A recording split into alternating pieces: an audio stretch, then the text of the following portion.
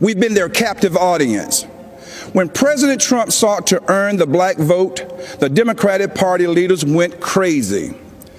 Nancy Pelosi and Chuck Schumer literally started wearing kente cloths around the U.S. Capitol, as if pandering were enough to keep us satisfied. Let me tell you why I'm supporting our president. I grew up in the South, in Laurel Hill, North Carolina, Scotland County, the Green Pond community to be exact. My parents, Robin and Rufus Jones, built with their own hands a 4-room cinder block home with no indoor plumbing. They had very limited education, but they instilled in us a strong work ethic that drove me from those tobacco fields of North Carolina to those hallowed halls of the Georgia General Assembly. My parents taught me if I believed in God, worked hard, and treated every person fairly, there was no limit to what we could achieve. I attended North Carolina Central University, an historical black college. For generations, HBCUs have been the incubators that develop black scholars in math and science and religion, engineering, and politics. They have been important springboards for the black success. But Democrats haven't treated them that way. When President Trump took office, he changed everything. He delivered historic funding to HBCUs, and he guaranteed it for 10 years, something that's never happened in the history of this country. That gave our HBCUs stability, the chance to grow, and produce the next generation of black leaders. That's right, Donald Trump did that.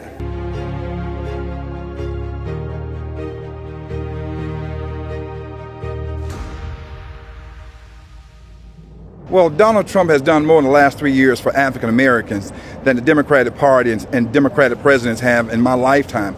Give you an example, it was Donald Trump that actually supported and passed the Prison or the Criminal Justice Reform Act that's literally letting thousands of black people out of jail. The Democratic Party left me. I didn't leave the Democratic Party. I refuse to put partisan politics before the American people.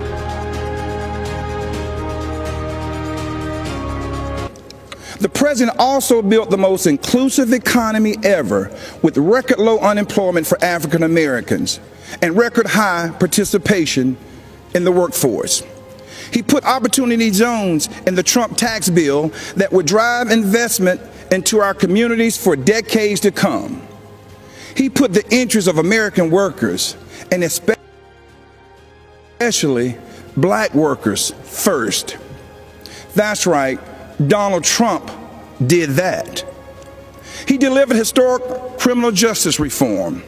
He ended once and for all the policy of incarceration of black people, which has decimated our communities, caused by no other than Joe Biden. Democrats wouldn't do it, Obama didn't want to do it, and Joe Biden and Kamala Harris definitely wouldn't do it. But Donald Trump did it. He's also working every day to make our communities safer. As a former executive of DeKalb County, Georgia, I directed one of the largest public safety departments in the Southeast. I've seen tragic shootings on both sides. Officers killing citizens and citizens killing officers in the line of duty.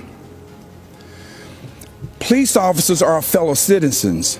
They live in our country. They have families too. They live in our communities.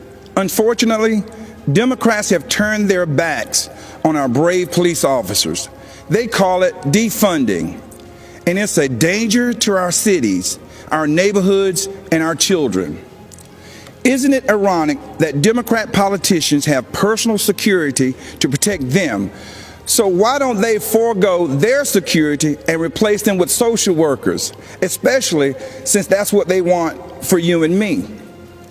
Our police need more funding, not less, for frequent psychological examinations, for non-lethal remote restraint technology, and for more de-escalation and use of force training. These are the common sense solutions that President Trump supports. True, sincere police reform. That's right. Donald Trump did that too. Education, jobs, safety, security, on issue after issue. And in just a single term, he destroyed these negative forces that have victimized the black community for decades. He gave us the opportunity to rise. Now, you know, when I made the public announcement of my support for President Trump, all hell broke loose.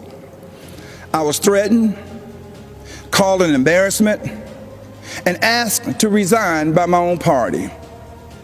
Unfortunately, that's consistent with the Democratic Party and how they view independent thinking black men and women.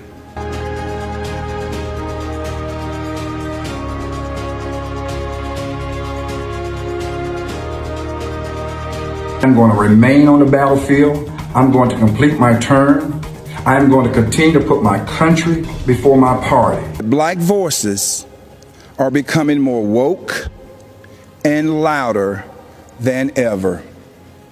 The Democratic Party has become infected with a pandemic of intolerance, bigotry, socialism, anti-law enforcement bias, and a dangerous tolerance for people who attack others, destroy their property, and terrorize our own communities.